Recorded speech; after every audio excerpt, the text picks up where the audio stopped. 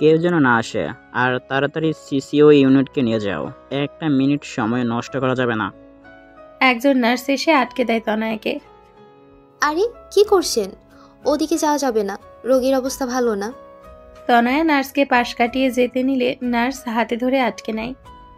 আর এনাকে কেউ আটকান, রোগীর আশেপাশে কোনো মানুষই এখন যেতে পারবে না। আরে ছাড়ুন না, ওনাকে কই নিয়ে যাচ্ছেন? আমি দেখবো, কথা বলবো, ছাড়ুন না আমায়। ওই রাপু, বলো বলো না আমায় ছাড়তে। কিসের সিসিওতে নিয়েছে ওনাকে? কিছু হবে না ওনার, বলো না একটু। ইরা এসে তনয়াকে ঝাপটে ধরে, কান্না মিশ্রিত কণ্ঠে বলে, তনয়া কি করছে এসব? বাস্তবে আসো তনয়া, ভাইকে সিসিওতে নেওয়া হয়েছে, ভাইয়ের অবস্থা ভালো না। তনয়া ছাড় পাওয়ার জন্য মোচড়ামুচড়ি আরম্ভ করলো। হাসি হাসি মুখ করে বলল, আরে কি বলছেন এসব? কিছুই হয়নি ওনার। আসলে উনি আমার সাথে রাগ করেছে, তো তাই আমায় কষ্ট দিতে এসব করছে। আমি কথা বলে ঠিক হয়ে যাবে। নার্স আপু যেতে দিল না আমায় একটু, দেখবেন উনি একদম সুস্থ। নার্স ইরার দিকে তাকালো। ওনাকে সামলান, আমি আসছি। নার্স দৌড়ে চলে গেল। ইরা ছাড়ল না তনয়াকে। তনয়া এখনো একইভাবে পাগলামি করছে। সে মানতেই পারছে না তেহরাবের কিছু হয়েছে। কি করে হতে পারে? লোকটা না কালকেও তার সাথে রাগ করলো? এত অশান্ত মানুষ এত শান্তভাবে স্ট্রেচারে শুয়ে থাকতে পারে বুঝি? একদমই না। তনয়া ইরার হাত ছাড়াতে চেষ্টা করে বলল, আপু ছাড়ো না, দেখো নিয়ে যাচ্ছে। উনি রেগে আছে তো, আমি কথা না বলে উনি আরো রাগ করবেন। ওরা নিয়ে যাচ্ছে, আমায় ছাড়ো, আমি একটু কথা বলবো। ভাবি প্লিজ বোঝার চেষ্টা করুন, তেহরাবের অবস্থা খুব খারাপ। আপনি এমনটা করবেন না, আল্লাহর কাছে প্রার্থনা করুন প্লিজ, স্বাভাবিক হন একটু। তনয়া অবাক নয়নে ফাহিমের দিকে তাকালো। কেন এমন কথা বলছেন? বললাম তো উনি রাগ করেছে, উনি সব বলবে। আমি বলবো সব ওনাকে, ও তাহলেই আর রাগ করবে না উনি। আপু ছাড়ো না, দেখো না দরজা লাগিয়ে দিচ্ছে, ছাড়ো। ইরা এবার না পেরে তনয়ার বাহু ধরে ঝাঁকায়, চিৎকার করে বলে, তনয়া বাস্তবে ফিরে আসো, ভাইয়ের বাচ্চা মরা অবস্থায় আছে, লাইফ সাপোর্টে আছে, ভাইকে সিসিওতে নিয়ে গিয়েছে। আমি আর কিছু ভাবতে পারছি না। তনয়া ডুকরে কেঁদে উঠল। কি হচ্ছে এসব? কেন হচ্ছে এসব? তার তেহরাব এই অবস্থায় কেন? তনয়া মেঝেতে বসে পড়ল। সব দোষ আমার, আমি অনেক খারাপ। আমি ওনার জীবনে না আসলে এমন হতোই না। আমি যেখানে যাই সেখানেই ক্ষতি হয়। তনয়া তুই খারাপ, তুই সত্যি অপয়া। ইরা নিচু হয়ে তনয়াকে জড়িয়ে ধরে। প্লিজ তনয়া শান্ত হও, এখন এসব ভাবা বা বলার সময় নয়। ফাহিম ভাই এসব কি করে হলো? কি হয়েছে ভাইয়ার? ফাহিম নিজের চোখ নাক মুছে বলে, তেহরাবের এক শত্রু তার উপর হামলা করেছে, এর বেশি আমি কিছুই জানি না। তনয়া আবারও উঠে দাঁড়ালো। কাঁদতে কাঁদতে সিসিউয়ের দরজার সামনে গিয়ে দাঁড়ালো। কাচের দরজার অর্ধেকাংশ পর্দা দিয়ে ঢাকা। তনয়া দেখলো তেহরাবকে। লোকটাকে ইলেকট্রিক শক দিচ্ছে। বুকে পেটে ব্যান্ডেজ, স্যালাইন চলছে, সাথে রক্ত। তবে শকেও কোনো কাজ হচ্ছে না। তার তেহরাব তো বিন্দু মাত্র প্রতিক্রিয়া করছে না, উল্টো পালস কমছে। আপনি আমায় একা করে যেতে পারবেন না বলে দিচ্ছি। তনয়াকে পাগল বানিয়ে আপনি মুক্ত হতে চাইছেন। তনয়া বাঁচবে কি করে এবার বলুন? আপনার তনয়াকে একা করে যাবেন না প্লিজ, বাঁচবে না সে। ফুপিয়ে ফুপিয়ে কথাটা বলল তনয়া। ইরা এসে তনয়ার কাঁধে হাত রাখলো। তনয়া প্লিজ চলো এখান থেকে, এভাবে দাঁড়িয়ে থাকা ঠিক হবে না। তনয়া শুনল না। তেহরাবের মুখের দিকে তাকিয়ে অসহায় কান্না মিশ্রিত কণ্ঠে বলে, শুনুন না, একটাবার তাকান, সব বলবো আমি, সবটা বলবো। তাকান না, দেখুন না আপনার তনয়া কষ্ট পাচ্ছে, একটু তাকান। তেহরাব কি শুনল? তার কর্ণ অবদিত শব্দগুলো পৌঁছালো না। দুজনের মাঝে যে অনেক দূরত্ব। কাচের দরজার ওপারে তেহরাবের নিথর দেহটা যেন তনয়কে ডাকছে। তনয়ের কান্নার শব্দে হাসপাতালের সকলেই হতভম্ব। তাকিয়ে আছে তার দিকে অসহায় দৃষ্টিতে। কেউ তাকে সামলাতে পারছে না। ইরা এসে শক্ত করে জড়িয়ে ধরল তাকে। তনয়া আবারও বলল, ও আপু, উনি তাকাবে না, উনি তাকাবে না আমার দিকে? একটু তাকাতে বলো না, ডক্টরকে বলো না আমার সাথে কথা বলতে, একটু যাই ভেতরে। ও আপু, তোমার ভাই এত নিষ্ঠুর কেন? বলো না একটু তাকাতে, কথা বলতে। এই মেয়ে একটু শান্ত হও, আমিও কষ্ট পাচ্ছি। ভেতরে থাকা ছেলেটা আমার ভাই, আমারও কষ্ট হচ্ছে। তুমি এমন করলে আমরা কি করব বলো? ইরার কথা শুনে তনয়া ইরার দিকে তাকালো। দরজা খুলে একটি নার্স বেরিয়ে গেল। দরজা বন্ধ করার আগ মুহূর্তেই উচ্চ স্বরে ডেকে উঠল তেহরাবকে। তেহরাব। তেহরাব কি এবারও সাড়া দিবে না? তার তনয়া তাকে তার নামে ডেকেছে। এই নামে ডাকলে নাকি সে পৃথিবীর অন্য প্রান্তে থাকলেও ছুটে চলে আসবে। আর এখন তো সে খুব কাছে, তাহলে কেন আসবে না? তনয়া ইরার দিকে তাকালো। আপু শোনো না, ওনার কিছু হলে না আমাকে ওনার সাথে কবর দিয়ে দিও। লোকটা যে আমার বেঁচে থাকার সব পথ বন্ধ করে চলে যেতে চাইছে। বড্ড স্বার্থপর মানুষ। আমি কিন্তু মুক্তি দেব না, ঠিক আছে? ইরা জড়িয়ে ধরে কেঁদে উঠল। সে যে নিজেকে সামলাতে পারছে না। তনয়া আর দাঁড়িয়ে থাকতে পারল না, ঢলে পড়ল নিচে। মেয়েটা জ্ঞান হারিয়েছে। ইরা চিৎকার করে উঠল, তনয়া! কেন আসে দিন তোকে কাছে না পাওয়ার? কেন আসে দিন তোকে চোখে হারাবার? কি উপায় ফেরা যায় তোর স্বপ্নতে আবার? রে মন উদাসী একা ফেলে পালালি কোথায়? ও রে পরবাসী, ওরে বন্ধু আমার ফিরে আয়। হাসিতে হাসিতে ভুল ফুরিয়েছে আজ সব, চলে গেছে ঢলে গেছে কালকের কলরব। কথা ছিল সাথে তোর, বলা হলো শেষ না। খালি খালি চারিপাশ, এ আমার দেশ না। কি উপায় ফেরা যায় তোর স্বপ্নতে আবার? রে মন উদাসী একা ফেলে পালালি কোথায়? ও রে পরবাসী, ওরে বন্ধু আমার ফিরে আয়। বারবার গানের লাইনগুলো কানে বাজছে তনয়ার। সন্ধে পেরিয়ে রাত। সিসিউয়ের সামনে থেকে তনয়ার সরা নামই নেই। জ্ঞান ফেরার পর আবারও এসে বসে আছে দরজায় হেলান দিয়ে। সারাদিনে এক ফোঁটা পানি পর্যন্ত পান করেনি।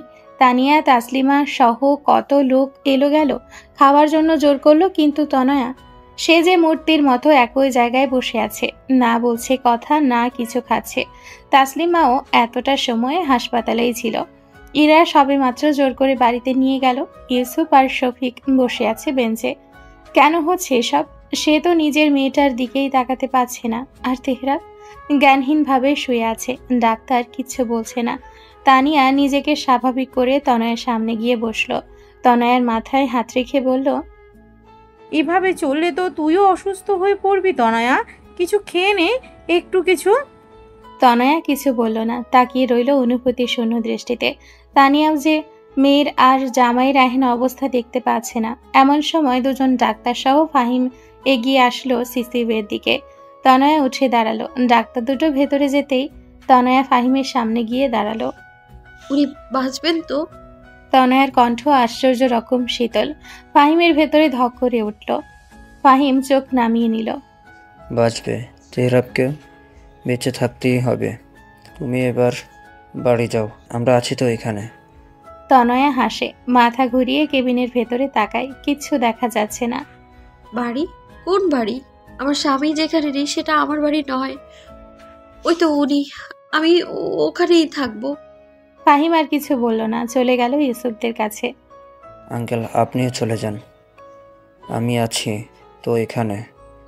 আর পারলে ভাবিকেও নিয়ে যান। এভাবে আর কতক্ষণ? ইউসুফ শফিকের দিকে তাকালো। তনয়াকে আপনার বাড়িতে নিয়ে যান, সারাদিন না খেয়ে বসে আছে, আমি এখানেই থাকবো। শফিক মাথা নাড়িয়ে তনয়ার কাছে এসে বোঝানোর চেষ্টা করে, তবে তনয়া কিছুতেই যাবে না। অতঃপর রাত বাড়ে। ব্যর্থ হয়ে তানিয়া ও শফিকও চলে যায়। থেকে যায় তনয়া, ইউসুফ ও ফাহিম। তনয়া পা বাড়ালো নামাজের কেবিনে, অজু করে নামাজে বসলো। তার তেহরাবকে তার চাই, আল্লাহর কাছে প্রার্থনা করতে লাগলো। এভাবেই সারা রাত কাটলো। এখন রাত ৩টা, চোখ বেয়ে পানি পড়েই যাচ্ছে তনয়ার। মোনাজাতে বসে বারবার একটি কথাই বলছে, আমার মানুষটাকে ফিরিয়ে দাও, দরকার পড়লে আমাকে নিয়ে নাও, তবু মানুষটার প্রাণ ভিক্ষা দাও। মোনাজাতে বসে এভাবেই কেঁদে কেঁদে তেহরাবকে চাইছে তনয়া। একটা সময় এই মানুষটাকে না চাইতেও কত কষ্ট দিয়েছে, আর এখন এই মানুষটার প্রাণ ভিক্ষা চাইছে। শুনছেন? নামাজ হলে একটু বাইরে আসবেন। নারী কণ্ঠ কানে আসতেই তনয়া দ্রুত মোনাজাত শেষ করে উঠে দাঁড়ালো।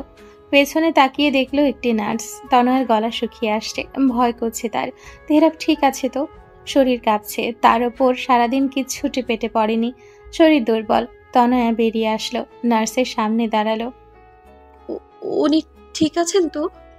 নার্স একবার পেছনের দিকে তাকালো, অতঃপর তনয়ের দিকে তাকিয়ে বলল, আপনার স্বামী সত্যি ভাগ্যবান একজন স্বামী যে আপনার মতো একটা স্ত্রী পেয়েছে। আল্লাহর রহমতে এখন তিনি কিছুটা ভালো। সিসিইউ থেকে আবারও আইসিইউতে নেওয়া হয়েছে। ৪৮ ঘন্টা অবজারভেশনে রাখা হবে। এর মাঝে জ্ঞান ফিরলে তো ভালোই, আর বাকিটা আল্লাহর হাতে। তনয়ের কান্না পাচ্ছে, তার মন যে শান্ত হচ্ছে না। আবারও শব্দ করে কেঁদে উঠল। নার্স মেয়েটি তনয়ের পিঠে হাত রাখল। আরে আপু, কাঁদবেন না, দোয়া করুন বেশি বেশি।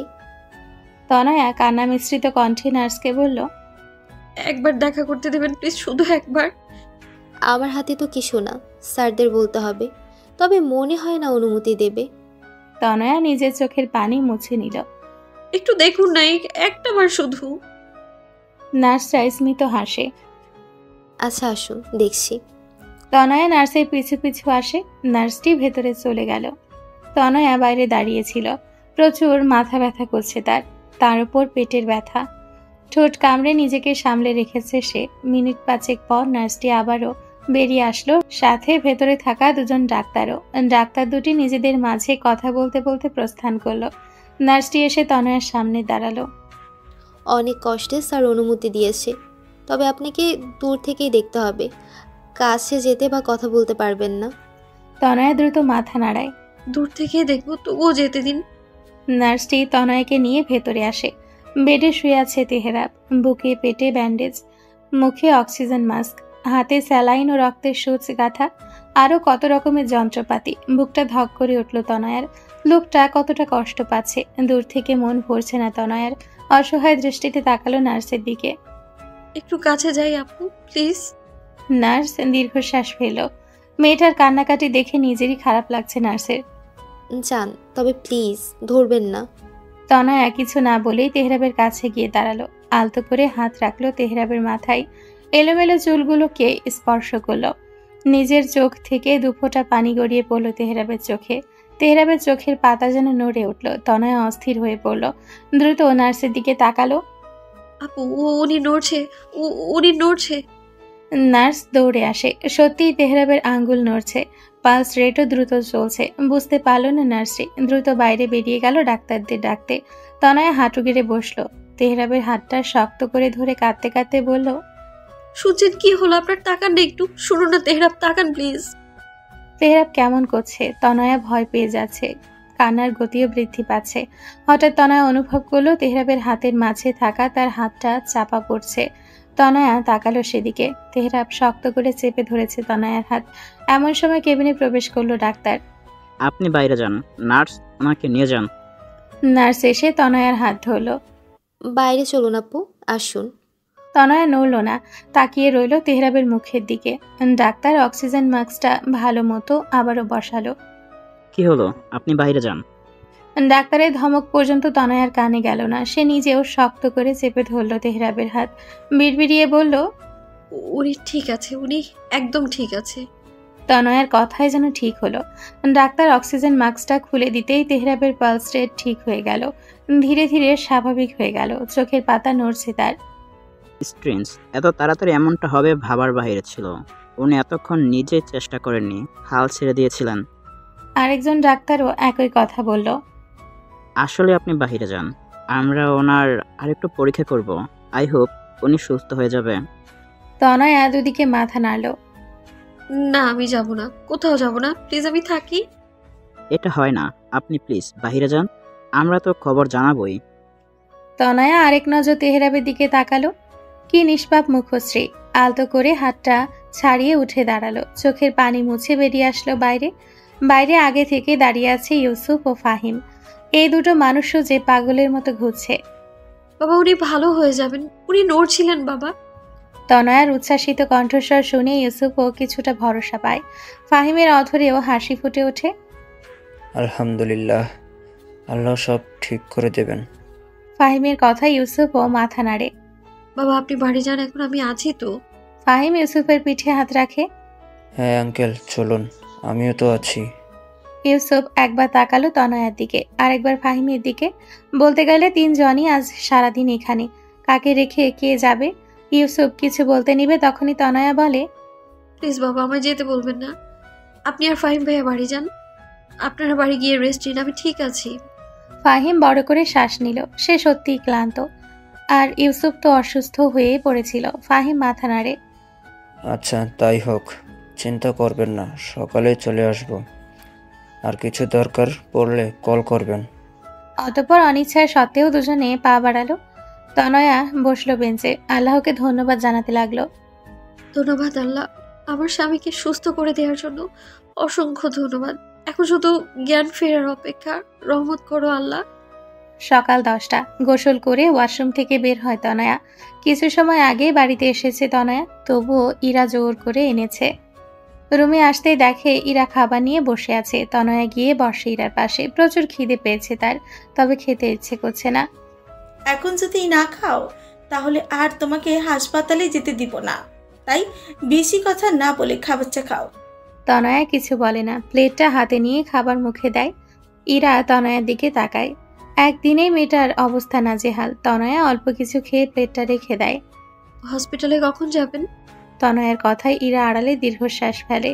পানির গ্লাসটা এগিয়ে দেয় তার দিকে। চুপচাপ রেস্ট নাও, বিকেলে যাব, এখন ঘুমাও, সারা রাত তো জেগেছিলে। তনয়া কিছু বলে না, কিছু ভালো লাগছে না তার। ইরা প্লেটটা নিয়ে বেরিয়ে গেল। তনয়া গিয়ে বিছানায় শুয়ে পড়ল। তেহরাবের বালিশটার উপর নিজের হাত রাখে। মনে চোখ বেয়ে গড়িয়ে পড়ে নোনা জল। তাড়াতাড়ি সুস্থ হয়ে ফিরে আসুন প্লিজ। আপনার তনয়া ভালো নেই, কেন এত ঝামেলায় জড়ান? আজ তো তাহলে এই দিন দেখতে হতো না। তনয়া চোখ জোড়া বন্ধ করে নেয়। তেহরাবের কথা ভাবতে ভাবতে এই ক্লান্ত শরীরটা তলিয়ে যায় ঘুমে। না ছুঁয়ে অনুভব করা যায়, যুগের পর যুগ না দেখেও ভালোবাসা যায়। হয়তো মস্তিষ্ক থেকে অবয়বটা অস্পষ্ট হয়ে আসে। মস্তিষ্ক জানান দেয় তুমি ভুলতে চলেছ তাকে, তবে হৃদয় বারংবার বেহায়া হয়ে আবছা স্মৃতি নিয়েই বাঁচতে চায়। আমি না হয় তাই করলাম, তবুও ভালোবেসে যাব চিরকাল। বিড়বিড়িয়ে কথাটা বলল শিহাব। তা ছিল হেসে শেষবারের মতো তাকালো কেবিনের ভেতরে। দেখতে এসেছিল তেহরাবকে। সারাদিন সময় পায়নি বলে বিকেলে এসেছিল। তেহরাবকে কেবিনে দেওয়া হয়েছে, জ্ঞান ফিরেছে, তবে ঘুমের ওষুধ দিয়ে ঘুম পাড়িয়ে রাখা হয়েছে। শিহাব কেবিনের কাছে আসতেই দেখে ভেতরে তনয়া বসে আছে তেহরাবের বুকে মাথা রেখে। ধরে রেখেছে হাতটা শক্ত করে, অথচ এই হাতটা তো সে ধরতে চেয়েছিল। আজ ভাগ্যক্রমে তার ভালোবাসার মানুষটা তার নেই, থাকবেই বা কি করে? একতরফা ভালোবাসা যে, শিহাব আর ভেতরে যায় না, সেখানে থেকেই চলে আসে। শফিক, তানিয়া, তানহা, সালমা, ওদিকে তেহরাবের বাড়ি থেকেও সকল মানুষ এসছে। সবাই দাঁড়িয়ে আছে বাইরে, নিজেদের মাঝে কথা বলছে। শিহাব কাউকে কিছু না বলে বেরিয়ে আসে হাসপাতালের বাইরে। বড় যন্ত্রণা হচ্ছে তার। একটি চায়ের দোকানে এসে দাঁড়ালো। শুনেছে সিগারেট নাকি দুঃখ ভোলায়। এই 26 বছরের জীবনে এখনো সিগারেট ছোঁয়া হয়নি তার। আজ ইচ্ছে করছে, তাও শুধু তনয়ার জন্য। মেয়েটাকে যে সেও ভালোবাসত, তবে সে প্রকাশ করতে পারেনি। অতীত বর্তমান সব জেনে বুঝেই তো ভালোবেসেছিল সেও। তাহলে সে কেন পেল না তার তনয়াকে? তার না, না, এখন তো তনয়া তার নয়, বরং অন্য একটি মানুষের বৈধ স্ত্রী। আনমনে হাসে শিহাব। মামা একটা সিগারেট দেন তো। কোনটা দিমু? শিহাব চুপ হয়ে গেল। সে তো এসব চিনে না। দেন একটা, যেটা ভালো। দোকানদার একটি সিগারেট বের করে দেয় শিহাবের হাতে। শিহাব টাকা দিয়ে সিগারেটটায় আগুন ধরালো, তবে ছোট অবধি ছোঁয়াতে পারল না। আবারও তা ছিল হেসে সিগারেটটা ফেলে দিল। ভালোবাসলেই তাকে পেতে হবে, না পেলেই ডুবে মরতে হবে। চশমাটা ঠিক করে পকেটে হাত গুজে পা বাড়ালো সামনের দিকে। ততটা দূরে চলে যাব যতটা দূরে গেলে তোমাকে আর দেখতে পারবো না, তবে অনুভূতিগুলো মুছতে পারবো না মেয়ে। আমি তো জড়িয়ে গিয়েছি তোমার মাঝে। আমার মুক্তি কোথায়? ইহকালে নাকি পরকালে, নাকি আবারও জন্ম নিতে হবে তোমাকে পাওয়ার জন্য? শব্দ করে হেসে উঠল শিহাব। কি সব ভেবে চলেছে সে পাবে তনয়াকে, হাজারবার জন্ম নিলেও না। বিড়বিড়ালো, যদি 1000 বার জন্ম নেওয়া যেত তবে 1000 বার আমি তোমার প্রেমে পড়তাম। তুমি আমার হও বা না হও, ভালোবাসলে ক্ষতি কি? সূচনাতেই যদি এত বিপত্তি, তবে বাকি জীবনটা রইব কেমন করে? এখনো যে আমি নিজেকে দোষী মনে হচ্ছে আমার। সত্যি কি আমি অপয়া? তেহরাবের বুকে মাথা রেখে বসে আছে তনয়া। তার যে কিছুই ভালো লাগছে না, সব কিছুই কি তার জন্য হচ্ছে? তেহরাবের নড়াচড়ার আঁচ পেয়ে তনয়া মাথা তুলে তাকায় তার দিকে। চোখ টিপটিপ করছে তেহরাব। তনয়া তেহরাবের হাতটা ধরলো আলতো করে। এক মুহূর্ত তাকে ছাড়তে ইচ্ছে করছে না। এমন সময় সেই নার্সটি আসলো, সোজা তেহরাবের কাছে এসে স্যালাইনটা বদলে দিল। ওনার ঘুম ভেঙে গিয়েছে, কথা বেশি বলতে দিয়েন না। নার্সের কথায় তনয়া মাথা নাড়ে। নার্সটি মুচকি হেসে প্রস্থান করে। তেহরাব হাত মোচড়ামুচড়ি করছে, বুকে প্রচন্ড ব্যথা অনুভব হচ্ছে। আবছা দৃষ্টিতে তনয়ার মুখশ্রী দৃশ্যমান হতেই যেন সব ব্যথা নির্মূল হয়ে গেল। অত্যন্ত ধীর কণ্ঠে বলল, তনয়া। আজ 2টি দিন পর তেহরাবের কণ্ঠে নিজের নামটা শুনতে পারল তনয়া। চোখ জোড়া অশ্রুসিক্ত হয়ে উঠল। তেহরাব নিজের চোখ মুখ কুঁচকাল। এই মেয়ে কাঁদছে কেন? সে তো এখন সুস্থ। এই দেখ, কাঁদিস না। তনয়া চমকায়। কি হলো? তেহরাব দ্রুত নিজের বুকে হাত রাখলো। কথা বলতে গেলে বুকে চাপ লাগে। ইস, কি ঝামেলা! বিরক্ত লাগছে তার এসব। কথা বলতে হবে না, চুপ করে শুয়ে থাকুন।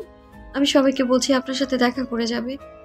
এই বলে তনয়া উঠতে নেয়, তবে পা বাড়ানোর আগেই তেহরাব তনয়ার হাতটা ধরে ফেলে। তনয়া পেছন ঘুরে তার মুখের দিকে তাকায়। তেহরাব চোখের ইশারায় তনয়াকে বসতে বলে। তনয়া কিছু না বলে বসে পড়ে। তেহরাব ভালোভাবে পর্যবেক্ষণ করে তনয়াকে। এমনিতে শরীরে কিছু নেই, তার উপর এই 2 দিনে একদম অবস্থা খারাপ। তেহরাবের চোয়াল শক্ত হলো।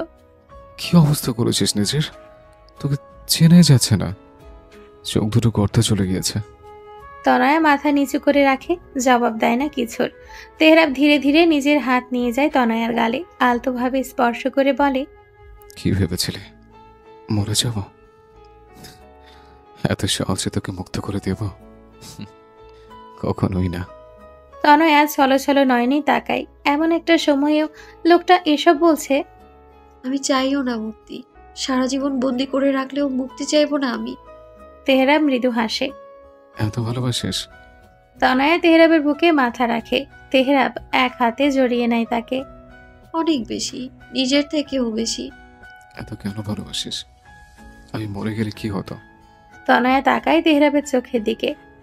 আমিও মরে যেতাম আপনি ছাড়া। কে আছে এই তনয়ার? শব্দ করে হেসে ওঠে তেহরাব। তনয়া ভ্রু কুচকায়। আমার কথা আমাকেই ফিরিয়ে দিচ্ছিস? তনয়া মৃদু হাসে। জানিস, একটা মুহূর্তের জন্য ভেবেছিলাম আমার সময় বোধহয় শেষবারের মতো তোকে দেখতেও পারবো না। তনয়া চট করে উঠে বসলো। আচ্ছা, এসব কি করে হলো? কে বা কেন আপনাকে আক্রমণ করলো? তেহরাব চোখ ফিরিয়ে নেয়, গম্ভীর মুখে বলে, সেসব তোকে ভাবতে হবে না। এখন বল, খেয়েছিস দুপুরে? তনয়া বুঝলো তেহরাব কথা ঘোরাচ্ছে। আমাকেই ভাবতে হবে, আমার অধিকার আছে জানার। আপনার কিছু হয়ে গেলে কি হতো আমার বলুন। তেহরাব হায় তুলতে তুলতে বলল, কি হতো আবার? শিহাবকে বিয়ে করে নিতে? তনয়ের ভেতরটা জ্বলে পড়ে যাচ্ছে। কি ধরনের কথাবার্তা এসব? লোকটা কি তাকে একটুও বুঝতে পারছে না? রাগে কষ্টে কান্না পাচ্ছে তার। কিছু না বলে উঠে দাঁড়ায়। আমার সাথে আর কোনো কথা বলবেন না বলে বেরিয়ে যেতে নাই। তেহরাব বুকে হাত দিয়ে বলে ওঠে, ইস, ব্যথা করছে। তনয়া থেমে যায়, আবারও দৌড়ে আসে। কি হলো, নার্সকে ডাকবো? তেহরাব অসহায় ব্যথাতুর দৃষ্টিতে তনয়ার দিকে তাকিয়ে বলল। তুই আছিস তো? তনয়াও তাকিয়ে থাকে তেহরাবের দিকে। এই ছেলে কি এই জন্মে সিরিয়াস হবে না? আসবো? কারো কণ্ঠ পেয়ে পেছনে তাকায় তনয়া। ইরা দাঁড়িয়ে আছে দরজার সামনে। আসুন না, বাবা মা কোথায়? ওরা জ্ঞান ফিরেছে, সবাইকে আসতে বলুন। ইরা মাথা উপর নিচে দুলিয়ে সবাইকে নিয়ে আসে। একে একে সবাই এসে দেখে যাচ্ছে তাকে। টুকটাক কথা বলছে। সবার শেষে আসলো তানিয়া। তাকে দেখে বিরক্তিতে চোখ মুখ কুঁচকে নিল তেহরাব। এখন ভালো লাগছে তো বাবা? তানিয়ার কথায় তেহরাব গম্ভীর মুখেই মাথা নাড়ল। বিষয়টা লক্ষ্য করলো তনয়া। আল্লাহ এত বড় একটি বিপদ থেকে বাঁচালো, তাড়াতাড়ি সুস্থ করে দেখ। তেহরাব জবাব দিল না। সবাই চলে গেলেও রয়ে গেল তাসলিমা আর তনয়া। রাতে বরং আমি থাকি, এই 2 দিন তো তোর ঘুম হয়নি, এভাবে চললে তো তোরও শরীর খারাপ করবে। তনয়া তৎক্ষণাৎ জবাব দেয়, না মা, আমিই থাকবো, আপনি বাড়ি যান, আমি ঠিক আছি। তাসলিমা আরো কিছু বলতে উদ্যত হলে তেহরাব বলে, ছি মা, ছি, এত বছর পর তোমার ছেলে তার বউকে কাছে পাচ্ছে, আর তুমি জি বাংলা মায়েদের মতো আমার বউকে আলাদা করে দিচ্ছ। ছেলের কথা শুনে আহমকের মতো তাকিয়ে আছে তাসলিমা। তার পেট থেকে এই ছেলে জন্মেছে আসলে, নাকি কোনো ক্রমে বাচ্চা অদল বদল হয়ে গিয়েছিল, কে জানে। তুই আর ভালো হবি না। তেহরাব হাসে। আমি তো ভালোই, আমার মতো ভদ্র ছেলে আছে নাকি দুটো? তাসলিমা দীর্ঘশ্বাস ফেলে। হ্যাঁ, তাই তো এই অবস্থা, একবার সুস্থ হয়ে ফের সব হিসাব নিব। গম্ভীর কণ্ঠে কথাগুলো বলেই গট গট করে চলে যায় তাসলিমা। তেহরাব চোখ বন্ধ করে নেয়। শরীর প্রচুর দুর্বল। তনয়াও বাইরে চলে যায়। সবাই চলে যাবে। 9টার পর কারো থাকার অনুমতি নেই। সবাইকে বিদায় দিয়ে তনয়া ফিরে আসে তেহরাবের কেবিনে। চোখ বন্ধ করে শুয়ে আছে সে। ইউসুফ খাবার কিনে দিয়ে গিয়েছে, তবে খেতে ইচ্ছে করছে না তনয়ার। তনয়া বসলো তেহরাবের সামনে। ঘুমিয়ে গিয়েছেন? তেহরাব চোখ খুলল, চোখ মুখ কুচকে বলল, ছাগল নিয়ে পোষায় নিব, এবার শাশুমার রেড হাম্বাটায় নিতে হবে দেখছে। তনয়া ভ্রু কুচকাল। মানে কি বলছেন? তেহরাব হাত নেড়ে নেড়ে কিছু একটা বিড়বিড় করছে। কিছু সময় পর তনয়ার দিকে তাকিয়ে গম্ভীর কণ্ঠে বলল, তোর স্টার জলসার মাকে বলবি রেড কালার গরুটা আমি কোরবানি দেব, এক ছাগলে তার শিক্ষা হয়নি। তনয়া অসহায় দৃষ্টিতে তাকিয়ে রইল তেহরাবের দিকে। এমন পরিস্থিতিতে দাঁড়িয়েও লোকটার বাজে বকা বন্ধ হচ্ছে না। এতক্ষণ ঘুমিয়েছিলেন, দিব্যি ছিলেন, উঠে কি সব বলা শুরু করেছেন আপনি? তেহরাব রাগী লুক নিয়ে তাকায় তনয়ার দিকে, ধমকের সুরে বলে, চুপ, এত কথা বলিস কেন? এত বছর পর আমার জ্ঞান ফিরল, কোথায় তো জড়িয়ে ধরে বলবি ওগো তুমি ফিরেছ, এতে আমি ধন্য। তা না, উল্টো বলছে ঘুমিয়ে ভালো ছিলাম। তনয়া হতভম্ব। কে বলবে? এই লোকটা গত রাতেও সিসিউতে ছিল। এই পাগলকে নিয়ে কই যাবে সে? নিজের প্রশ্নে নিজে উত্তর খুঁজতে লাগলো। না, কোনো জবাব নেই। আপনি আসলেই পাগল। তেহরাব হাই তুলতে তুলতে বলল, হ্যাঁ, শুধু তোর জন্য। Good night. তনয়া দীর্ঘশ্বাস ফেল। আসলে তেহরাবকে ওষুধ দেওয়া হয়েছে, তাই ঘুম পাচ্ছে তার। তনয়া দরজা চাপিয়ে পাশের বেডে শুয়ে পড়ল। তার ঘুম আসছে না। যতদিন না পর্যন্ত সবটা বলতে পারবে, ততদিন পর্যন্ত শান্তিতে ঘুমাতেও পারবে না সে। কেটে গিয়েছে আরো 10টি দিন। তেহরাব এখন অনেকটা সুস্থ। বলতে গেলে আল্লাহর রহমত ও তনয়ার সেবায়। রাত দিন খেটেছে মেয়েটা। মাঝে মাঝে তেহরাব অবাক হতো এই মেয়ের অস্থিরতা দেখে। যে কিনা একটা সময় তাকে এড়িয়ে যেত, দেখলেই ভয় পেত, সেই মেয়ে এখন তার বিন্দু পরিমাণ কষ্টেই উতলা হয়ে ওঠে। আজ বাড়ি ফিরেছে তেহরাব। ডাক্তার আরো কয়েকদিন অবশ্য থাকতে বলেছিল, তবে মন টানেনি তেহরাবের। তার জোরাজুরিতে না পেরে চলে আসতে হয়েছে। ডাক্তার আরো 2 সপ্তাহ বেড রেস্টে থাকতে বলেছে। ওদিকে বাড়ি এসে কাজে লেগে পড়েছে তনয়া। তেহরাবের জন্য খাবার বানাচ্ছে। তাসলিমাকে রান্নাঘরে আসতে পর্যন্ত দিচ্ছে না। তাসলিমা হাসছে মেয়ের কাণ্ড দেখে। যাক, তার পাগল ছেলেটাকে এই মেয়ে সত্যিই অনেক বেশি ভালোবাসে। এভাবেই যেন সব সময় থাকে। খাবার বানিয়ে সোজা চলে আসে বেডরুমে। তেহরাব আটশো অবস্থায় চোখে হাত দিয়ে বসে আছে। তনয়া খাবারটা টেবিলে রাখলো। শব্দ পেয়ে চোখ খুলে তাকালো তেহরাব। তনয়া খাবার তুলে তেহরাবের মুখের কাছে ধরে। তেহরাব তাকিয়ে থাকে তনয়া চোখের দিকে। তুই কি আছিস? তনয়া চোখ মুখ কুচকে বলে, সে আমি খেয়ে নিব, আপনি খান জলদি, তারপর ঘুমাবেন। তেহরাব কিছু বলল না, হা করলো। তনয়া খাইয়ে দিল। এখন আমার দিক থেকে নজর সরিয়ে নিচের দিকে তাকা। পড়াশোনা তো লাঠে উঠেছে। এখন আবার কিসে পড়াশোনা? তেহরাব আলতো করে চাপড় মারল তনয়ার মাথায়। মেডিকেলে পড়তে চাস? আবার বলিস কিসের পড়াশোনা? ফাহিমকে টাকা পাঠিয়েছে বই আনতে। আপাতত সেসব পড়তে থাক, সামনের মাস থেকে কোচিং চালু করব। তনয়া চমকায়। তেহরাব জানলো কি করে এসব? আর এত ব্যবস্থাই বা করলো কখন? আপনাকে এত কিছু করতে কে বলেছে? তেহরাব ভ্রু কুচকায়। কেন? তনয়া মুখ গোমরা করে বলে। আমি মেডিকেলে পড়বো না। তেহরাবের মুখশ্রী গম্ভীর হয়। পড়বি না মানে? থাপ্পড় খাবি? কি হলো হঠাৎ? তনয়া কিছু বলল না, মাথা নিচু করে বসে রইল। তনয়া, সমস্যা কি? ভম ভোলার মতো বসে আছিস কেন? তনয়া ঠোঁট উল্টায়। মেডিকেলে পড়তে গেলে তো আমাকে হোস্টেলে থাকতে হবে। তেহরাব হাই তুলল, খাবার মুখে নিল, ভাবলেশীন ভাবে জবাব দিল। তো কি থাকবি?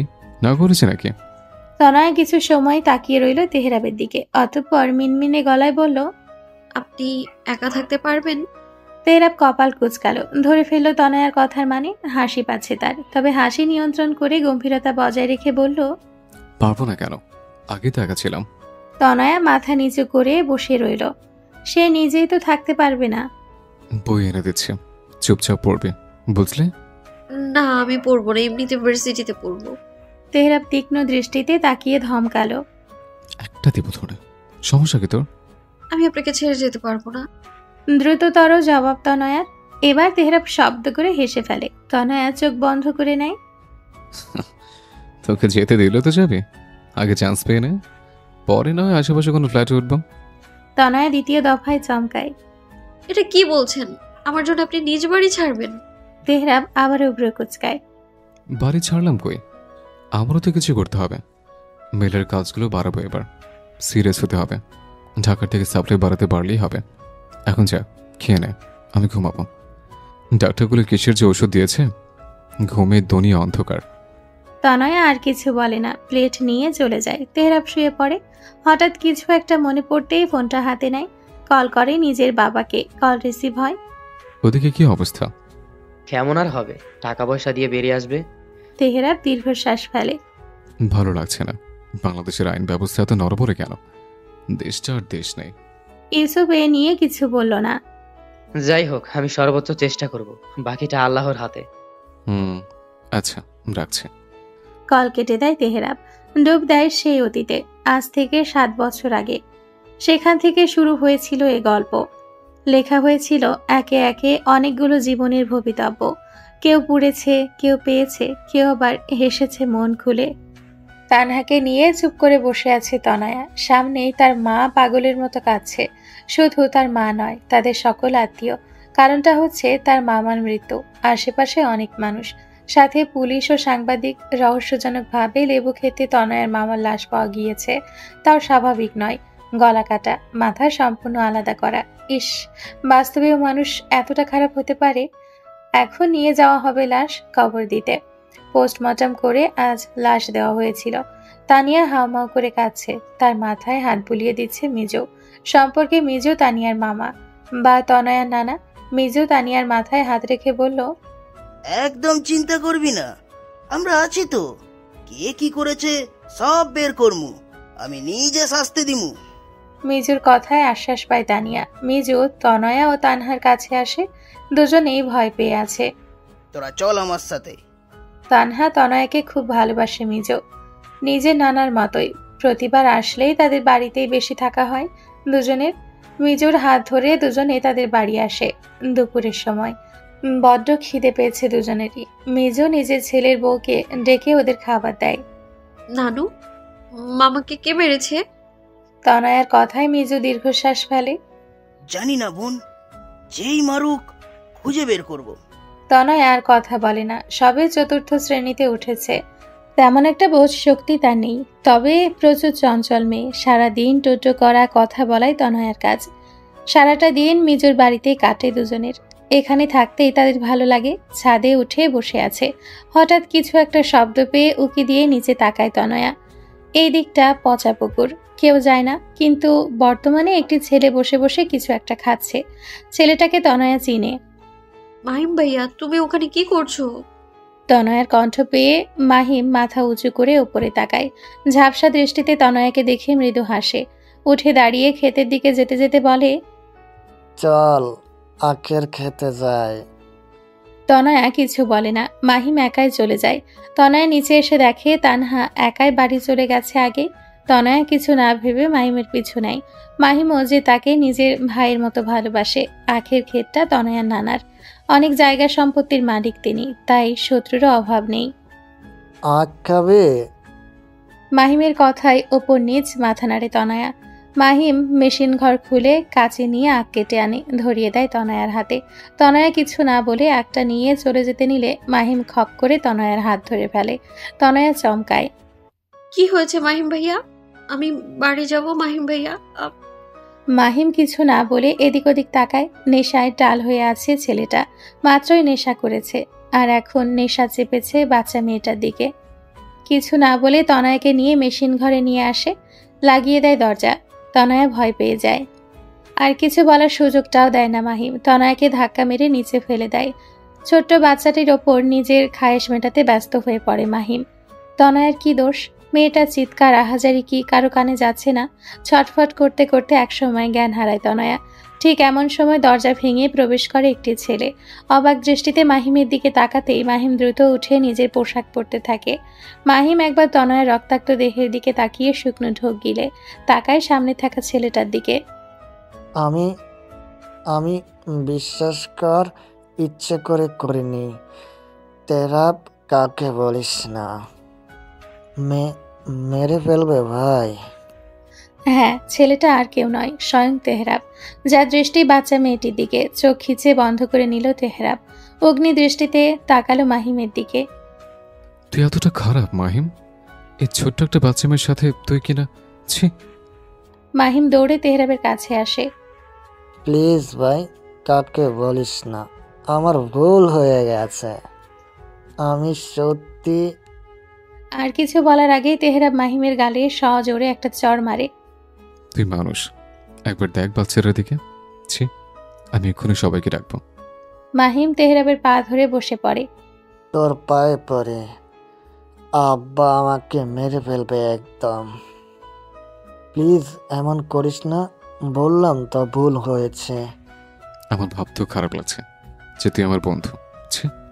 তেহরাব দ্রুত ভেতরে ঢুকে নিচ থেকে জামাটা তুলে তনয়ার শরীরের ওপর দিয়ে দেয়। রাগে থরথর করে কাঁপছে সে, আবারও বাইরে বেরিয়ে আসে। মোবাইল বের করে কাউকে কল করতে নিবে এমন সময় মাহিম এসে ফোনটা ছিনিয়ে নেয়। তেহরাবকে টানতে টানতে নিজেদের বাড়ি নিয়ে আসে। ছাড় আমায়, আমি সবাইকে বলে দেব। ভাই আমি বললাম তো ভুল হয়ে গেছে, কাউকে বলিস না। বাড়িতে আপাতত কেউ নেই, সবাই তনয়ের নানার বাড়িতে গিয়েছে। তেহরাব কিছু না বলে বেরিয়ে যেতে নিলে পেছন থেকে তেহরাবের মাথায় বাড়ি মারে মাহিম। আর কোনো উপায় খুঁজে পাচ্ছে না সে। তেহরাব মাথা ধরে বসে পড়ে। মাহিম আরেকটা বাড়ি দেয়। এবার আর তাল সামলাতে পারে না তেহরাব, পড়ে যায় মেঝেতে। উদয় পুলা জিত দেহ কেন? তুমি আমাকে আত্মীয়, সব ভুইলা যাও। ভুলে যাবো মানে? আপনার নাতি অপরাধ করেছে একটা বাচ্চা মেয়ের সাথে। তেহরাবের কথায় মিজু পানের পেচকি ফেলে মাহিমের দিকে তাকালো। মাহিম মাথা নত করে দাঁড়িয়ে আছে। যা হওয়ার হইয়া গেছে, বেড়া মানুষ একটু আড্ডু ভুল করতেই পারে। আর তনয়া আমার নাতনি, ওর কথা আমি ভাবমু নে। তুমি কিছু বলতে যাইও না তেহরাব, তাহলে কিন্তু হিতে বিপরীত হইব। তেহরাব ভ্রু কুচকায়। মানে বুঝো নাই? তুমি বেশি উজাইলে তোমার পরিবারেরও ক্ষতি হইব।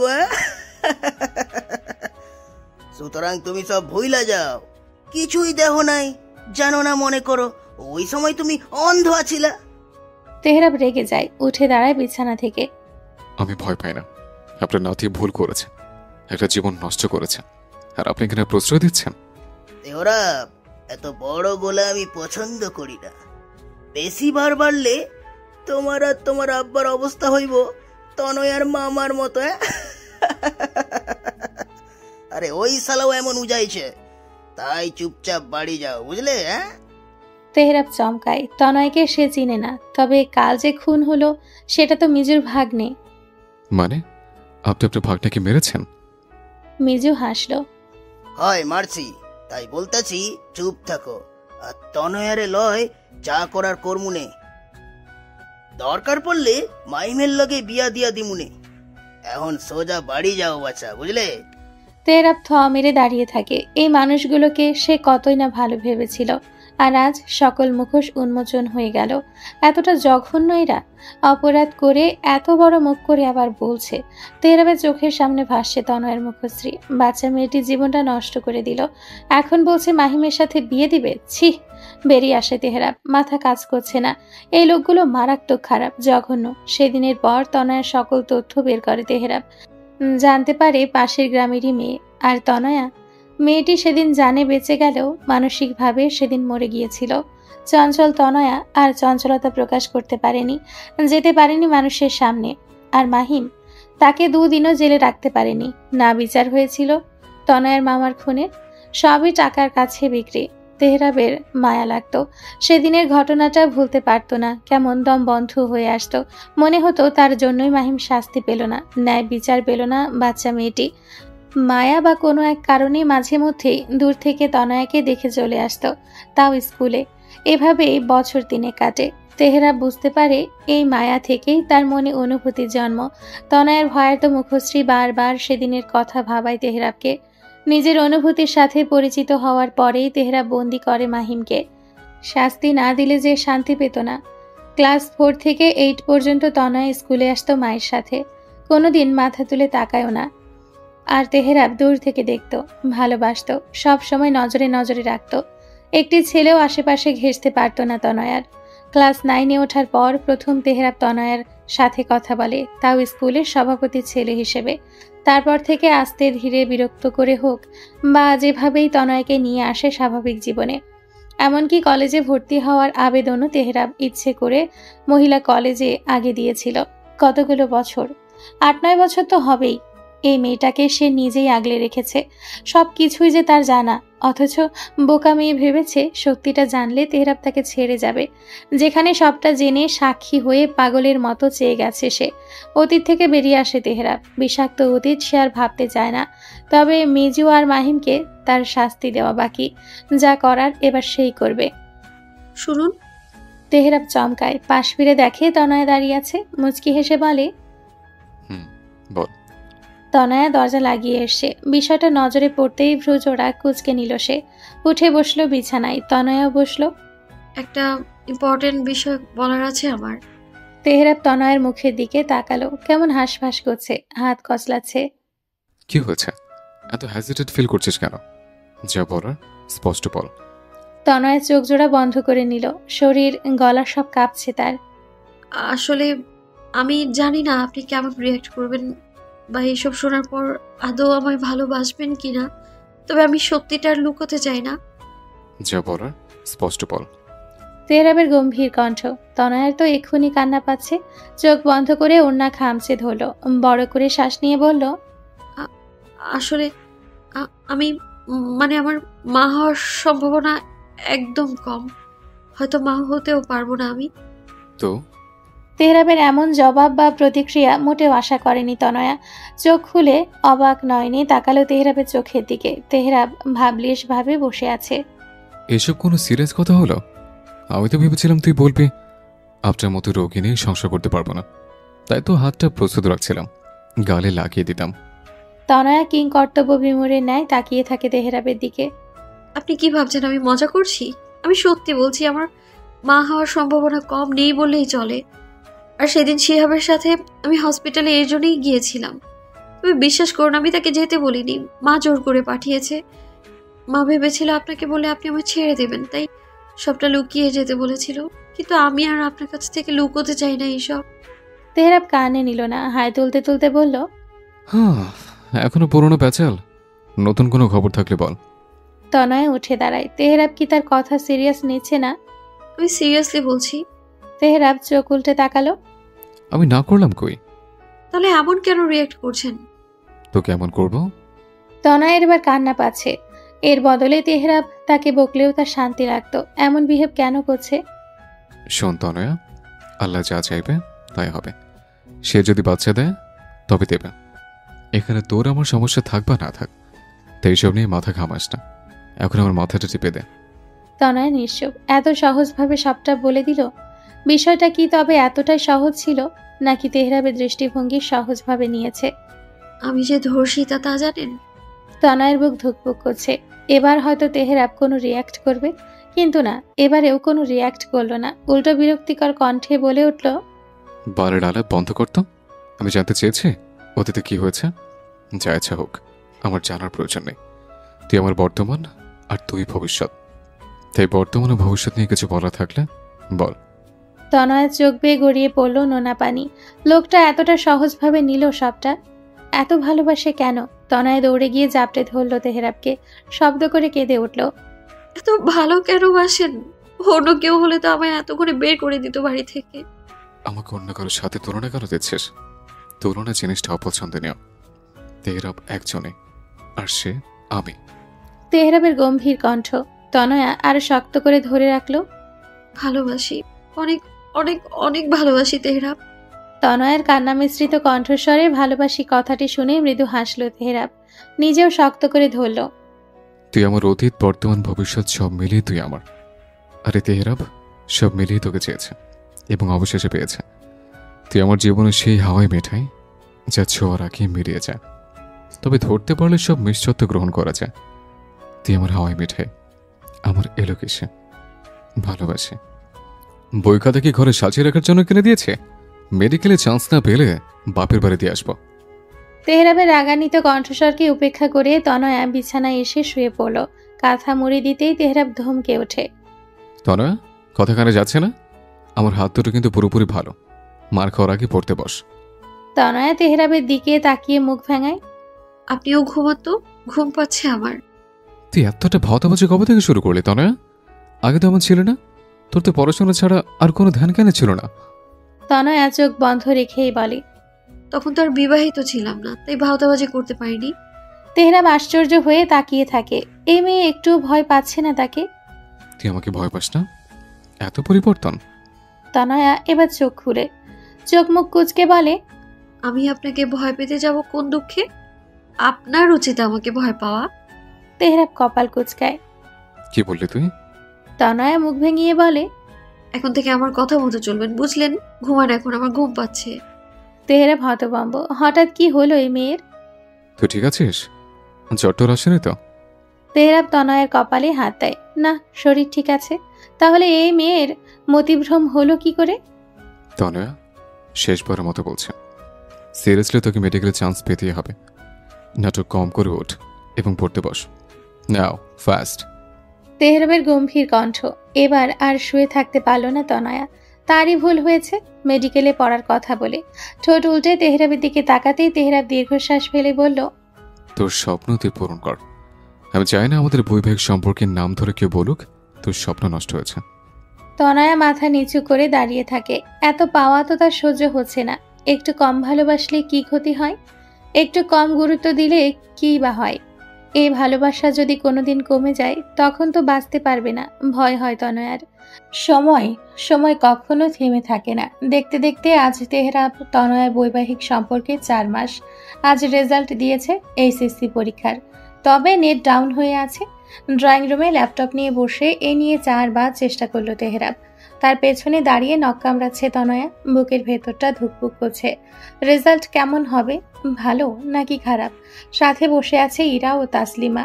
সবাই খুব উৎসুক ভঙ্গিতে তাকিয়ে আছে ল্যাপটপের স্ক্রিনে। ধ্যাৎ ছাতা, নেটওয়ার্ক ডাউন। তেহরাবের বিরক্তিকর কণ্ঠ। তনয়ার তো কান্না পাচ্ছে। তার সাথে কেন এমন হচ্ছে? তেহরাব আবারও চেষ্টা করলো। এবার লোডিং হচ্ছে। অবশেষে কাজ করেছে। এক পলক স্ক্রিনের দিকে তাকিয়ে তেহরাব তাকালো তনয়ার দিকে। তনয়া ভড়কে গেল। তেহরাব নিঃশ্বাস ফেলল। এ প্লাস পেয়েছিস। তনয়া কিরূপ প্রতিক্রিয়া করবে নিজেও বুঝতে পারছে না। কান্নাও পাচ্ছে, খুশিও লাগছে। ইরা উঠে গিয়ে তনয়াকে জড়িয়ে ধরল। ভাই তো ব্রিলিয়েন্ট স্টুডেন্ট। আমি তো মতে মতে পাস করা ছাত্রী। তনয়া মুচকি হাসে। তাসলিমা তনয়ের দিকে তাকিয়ে মুচকি হেসে বলে, যাক, ছেলে আর ছেলের বউ দুইটাই পড়াশোনায় ভালো। এবার পড়াশোনা আবার শুরু কর। তনয় ওপর নিচ মাথা নাড়ে, তাকায় তেহরাবের দিকে। তেহরাব চোখের ইশারায় তনয়কে আশ্বস্ত করে। আচ্ছা, আমি তোদের বাবাকে মিষ্টি আনতে বলি গিয়ে। আর তনু, তুই তোর মা বাবাকে কল করে রেজাল্টের খবর জানা। তেহরাব ল্যাপটপ বন্ধ করে উঠে দাঁড়ালো। পা বাড়ালো উপরের দিকে। যেতে যেতে বলল, তনয়া, ঘরে আয়। ইরা তনয়কে চোখ টিপে বলল, এই সুযোগে বাবার বাড়ি গিয়ে থেকে আসো যাও। তনয় এবারও কিছু বলল না, স্মিত হেসে পা বাড়ালো নিজেও। ঘরে এসে তেহরাবকে হাত পা ছড়িয়ে শুয়ে থাকতে দেখে তনয় এগিয়ে গেল বিছানার কাছে। তেহরাব হাতে ইশারায় তনয়াকেও শুতে বলল। তনয়া বসলো তেহরাবের পাশে। তেহরাব তনয়ার কোলে মাথা রাখলো।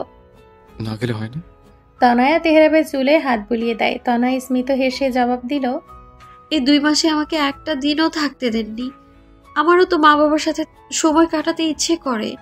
তেহরাব চোখ তুলে তাকালো। তুইও বাড়ি থাকলে আমি একা কি করে থাকবো?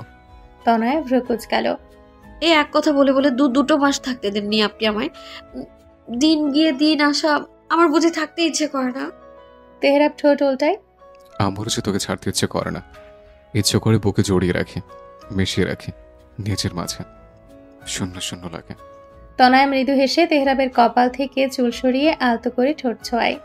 3টা দিনেরই তো ব্যাপার, নিয়ে চলুন না। গেলেই খুশি?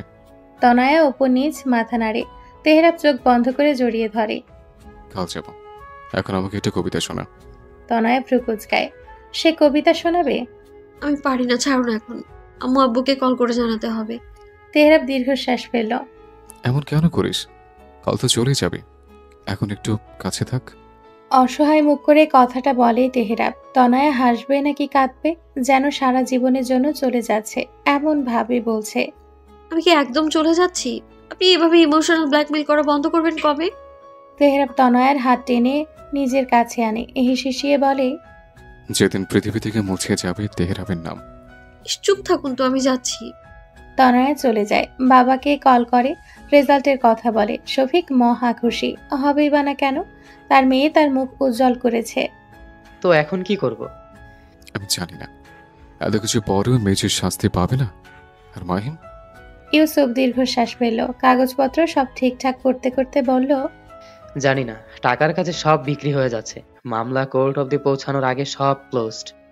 তেহরাবের রাগ হলো। টাকা মাত্র কাগজের টুকরো, এগুলো মানুষের জীবনের থেকেও বেশি দামি। আমি কিচ্ছু জানি না। মেজির সহ ওর গোটা দলবলকে জেলে ভাত খাওয়াতেই হবে। এত পাপ করে পার পাবে? ইহ জন্মে না হোক, পর জন্মে ঠিকই সবকিছু শাস্তি পাবে। আর তনয়ের সাথে যা হয়েছে এর শাস্তি তো আমিই দিয়েছি। ইউসুফ তেহরাবের দিকে তাকায়, গম্ভীর অথচ শান্ত কণ্ঠে বলে, এখন এসব নিয়ে কথা বলে লাভ নেই। 2 মাসেও কিছুটি করতে পারলাম না। ফাহিমের বাবাও হাল ছেড়ে দিয়েছেন, তার উপর মহল থেকে নিষেধাজ্ঞা। তেহরাব চোখ বন্ধ করে সোফায় হেলান দেয়। এসব মেনে নেওয়া যাচ্ছে না। এইভাবে একটা রাষ্ট্র কিভাবে চলতে পারে? আসামিরা বুক ফুলিয়ে চলবে, আর সাধারণ মানুষ ঘাপটি মেরে। কিচেন রুমে বসে পিঠা বানাচ্ছে তনয়া, তাসলিমা ও ইরা মাংস, পিঠা ও পাটিসাপটা। কালকে ইরা ও তনয়ের বাড়িতে পাঠানো হবে এসব। বানানো শেষ। তনয়ের কথা শুনে তাসলিমা চোখ তুলে তনয়ের দিকে তাকায়। তাসলিমা পিঠা ভাজছে। ইরাও উঠে দাঁড়ালো। আমি ঘরে গেলাম, সাইলকে কল করতে হবে। ইরা দাঁড়ালো না, চলে গেল। তাসলিমা তনয়কে উদ্দেশ্য করে বলল, প্লেট করে পিঠা নিয়ে তোর আব্বা ও তেহরাবকে দিয়াই কি যে ধ্যানে বসেছে। তনয়া মৃদু হেসে মাথা নেড়ে প্লেটে করে পিঠা নিয়ে উপরের দিকে পা বাড়ায়। আধার নেমেছে ধরণীতে, হালকা মৃদু বাতাস, চারিদিকে জ্যোৎস্না। বারান্দায় বসে আছে তনয়া, তার পাশে তেহরাব। কে নিয়ে এত চিন্তিত? তেহরাবের প্রশ্নেই তনয়া তার দিকে তাকায়, মাথা নেড়ে বলে, কিছু না। তেহরাব কপাল কুঁচকালো। লুকোচুরি তার পছন্দ না। গম্ভীরভাবে বলল, আমি আগেই বলেছি আমাকে কিছু লুকাবি না। কি হয়েছে বল। তনয়া তেহরাবের চোখের দিকে তাকালো। চোখ টলমল করছে তনয়ার। তেহরাব চমকালো। কি হলো হঠাৎ? কাঁদছে কেন মেয়েটা? তনয়াকে এক হাতে জড়িয়ে ধরে হাত রাখলো গালে। কি হচ্ছে জান, কাঁদছিস কেন? তনয়া এক দৃষ্টিতে তেহরাবের চোখের দিকে তাকিয়ে আছে। আমি কিছু জানতে চাই, বলবেন? তেহরাব একটু আশ্চর্য হয়, তনয়া হঠাৎ এভাবে কথা বলছে। বলবো, কি হয়েছে বল। তনয়া নিজেকে স্বাভাবিক করে বলল, মিজু কেন আপনাকে মারতে চেয়েছিল? মিথ্যে বলবেন, আমি সত্যিটা জানতে চাই। আর মা? তনয়া চোখ বন্ধ করে নেয়, কথা আটকে আসছে গলায়। বড় করে শ্বাস নিয়ে আবার বলল, মাহিম ভাইকে আপনি আটকে কেন রেখেছিলেন? আমি আজ শুনেছি আপনি বাবার সাথে এইসব নিয়ে কথা বলছিলেন। কি হয়েছে বলুন না। তেহরাবকে গম্ভীর দেখালো। তেহরাব তনয়াকে ছেড়ে উঠে দাঁড়ালো, কিছুটা রাগ নিয়েই বলল, তুই লুকিয়ে লুকিয়ে সব শুনেছিস কেন? তনয়া নিজে উঠে দাঁড়ালো, তেহরাবের হাত ধরে নিজের দিকে ঘোরালো। আমি সত্যিটা জানতে চাই, বলুন না কি হয়েছিল। আপনি নিশ্চয়ই এটাও জানেন আমার ধর্ষক আর কেউ নয়, বরং ওই মাহিম। তনয়ার উচ্চ শব্দ। তেহরাব আরও রেগে যায়, তনয়ার হাত থেকে নিজের হাত ছাড়িয়ে নেয়। জাস্ট স্টপ, আমি এসব শুনতে চাইছি না, আর না এসব নিয়ে কথা বলতে চাচ্ছি। ঘরে চল, ঘুম পাচ্ছে। তেহরাব যেতে নেয়, তবে তার আগেই তনয়া তেহরাবের হাত ধরে ফেলে।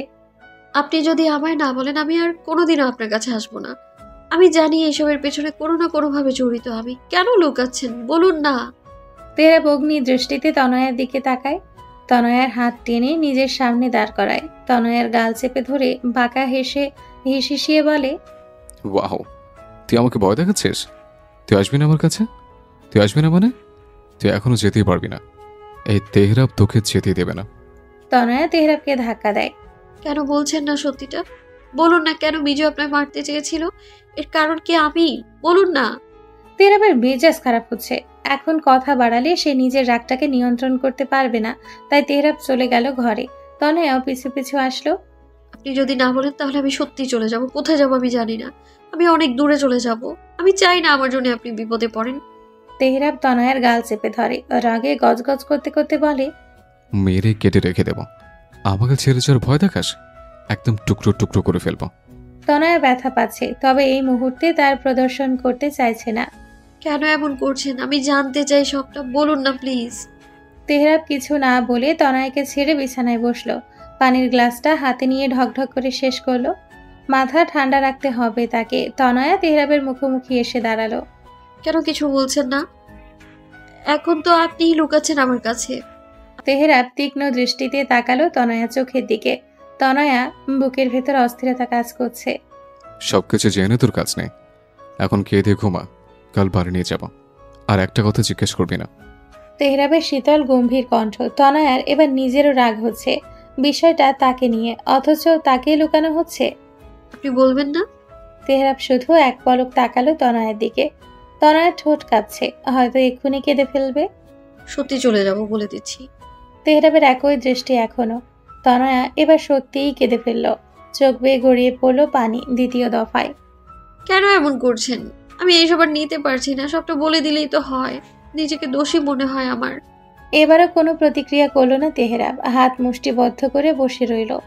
আমি এবার সত্যি বাকিটা বলার আগেই তেহরাব গম্ভীর কণ্ঠে দাঁতে দাঁত চেপে বলল, চলে যাবি তাই তো? যাও, যেখানে খুশি যা, যাও, বের হ। তনয় কেঁপে ওঠে তেহরাবের ধমকে, চোখ ছোট ছোট করে তাকিয়ে থাকে। কি হলো, দাঁড়িয়েছিস কেন? আমি বলবো না কিছু। খুশি? এবার যা, আমিও দেখি তুই কত দূর যেতে পারিস। তনয়া ঠোঁট উল্টে আবারও শব্দ করে কেঁদে ওঠে। এক পা করে পেছোতে পেছোতে বলে, হ্যাঁ চলেই যাব, থাকবো না আমি। অনেক দূর চলে যাব, খুঁজেই পাবেন না আপনি। বলতে হবে না আপনাকে, কিছু বলতে হবে না আপনাকে। তনয় এবার সত্যিই কাঁদতে কাঁদতে রুমের বাইরে চলে গেল। তেহরাব দাঁতে দাঁত চেপে তাকিয়ে রইল যাওয়ার পথে। ধপ করে শুয়ে পড়ল বিছানায়, চোখ জোড়া বন্ধ করে বিড়বিড় করলো, কিছু জিনিস অজানাই সুন্দর। কেন জানতে চাইছিস? সত্যিটা জানলে তুই ভাববি আমি করুণা করছি, কিন্তু আসলে তা কিছুই নয়। আমি তোকে ভালোবাসি তনয়। হাত পা ছড়িয়ে চোখ জোড়া বন্ধ করে শুয়ে আছে তেহরাব। মায়ের কণ্ঠ কর্ণপাত হতেই চোখ খুলল সে। খেতে আসছিস না কেন? আর তনয়া কই? তেহরাব ধপ করে উঠে বসে। তনয়া কই মানে? তনয় কই? তোমাদের সাথে না? তাসলিমা বিরক্তি নিয়ে বলে, আমার সাথে থাকলে রাখতে আসতাম নাকি? জলদি খেতে আয়, আমি গেলাম। তেহরাবের কোনো কথা না শুনেই তাসলিমা প্রস্থান করলো। তেহরাব দ্রুত বিছানা থেকে নেমে ঘরের বাইরে আসলো।